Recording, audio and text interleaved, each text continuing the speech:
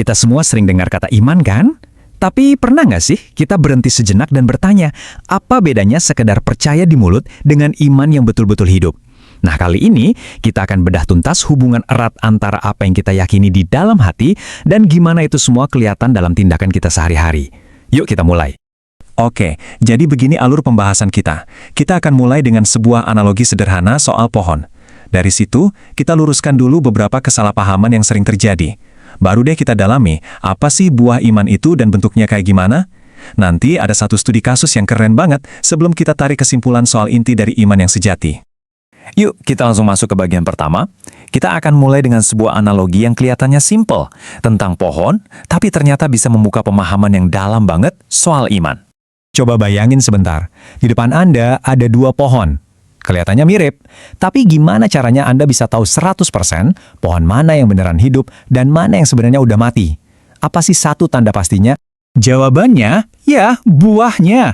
Pohon yang hidup itu pasti, cepat atau lambat, akan menghasilkan buah. Simple kan? Nah, disinilah analoginya jadi kena banget. Sama seperti pohon, iman yang hidup itu nggak mungkin diem-diem aja. Iman yang hidup itu pasti menghasilkan sesuatu yang kelihatan, yaitu perubahan nyata dalam hidup seseorang. Dan ini langsung nyambung ke sebuah kalimat yang, tajam banget dari Yakobus, yang jadi fondasi kita hari ini.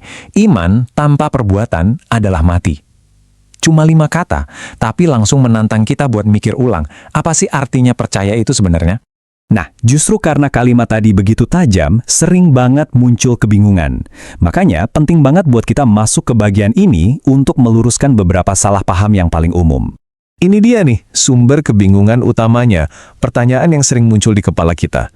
Jadi, apakah perbuatan baik saya, amal saya, pelayanan saya, yang pada akhirnya bikin saya selamat?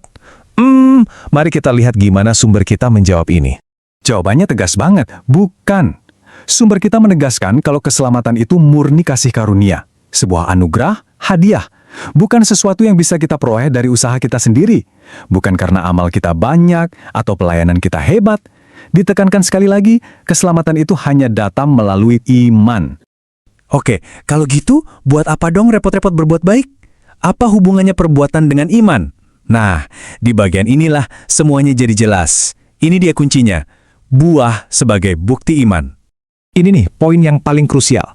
Perbuatan baik itu ibarat buah. Dia adalah tanda-tanda dari luar yang nunjukin kalau di dalam itu ada kehidupan rohani. Jadi, saya ulang ya, perbuatan baik itu adalah bukti dari iman yang hidup, bukan dasar untuk mendapatkan keselamatan. Perbedaannya tipis, tapi dampaknya luar biasa. Coba dilihat analogi ini, logis banget.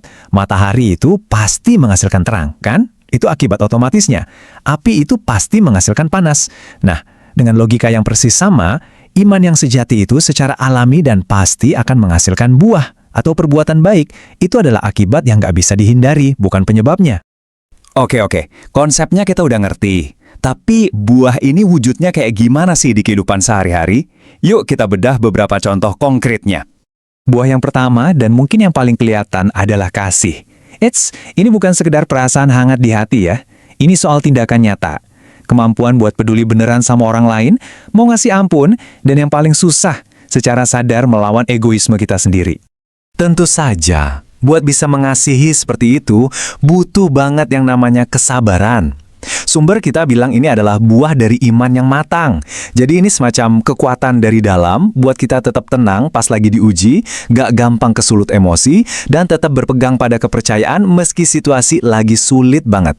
Dan 2 buah tadi disempurnakan sama yang ketiga, ketaatan. Ini adalah pergeseran penting dari cuma jadi pendengar ajaran menjadi pelaku. Ini kelihatan dari keputusan-keputusan kecil kita sehari-hari dan kemauan tulus dari dalam hati untuk, yuk, berubah jadi lebih baik.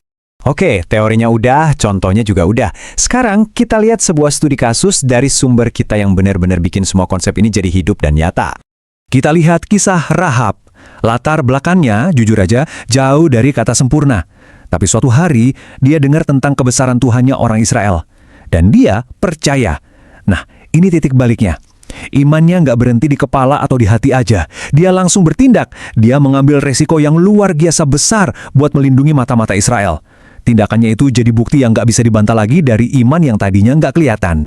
Jadi, poin penting dari kisah Rahab ini adalah tindakannya yang berani itu bukan untuk membeli keselamatan. Bukan. Sebaliknya, tindakannya itu membuktikan kepada semua orang kalau iman yang ada di dalam hatinya itu nyata, hidup dan aktif. Perbuatannya bikin iman yang nggak terlihat jadi bisa terlihat. Baik, setelah kita lihat konsepnya, contoh wujudnya, sampai studi kasusnya, sekarang waktunya kita tarik benang merahnya. Apa sih sebetulnya inti dari iman yang sejati itu?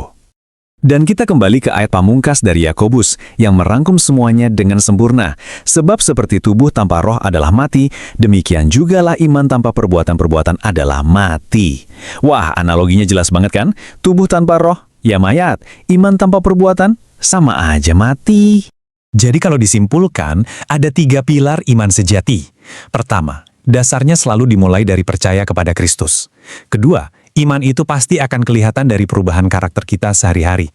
Dan yang ketiga, iman itu pada akhirnya dibuktikan lewat buah perbuatan yang nyata, yang bisa dilihat orang lain. Sebagai penutup, saya mau tinggalkan satu pertanyaan ini untuk kita renungkan masing-masing. Pertanyaannya adalah, bagaimana caranya agar iman yang kita miliki bisa terlihat oleh orang-orang di sekitar kita? Terima kasih banyak sudah menyimak pembahasan ini.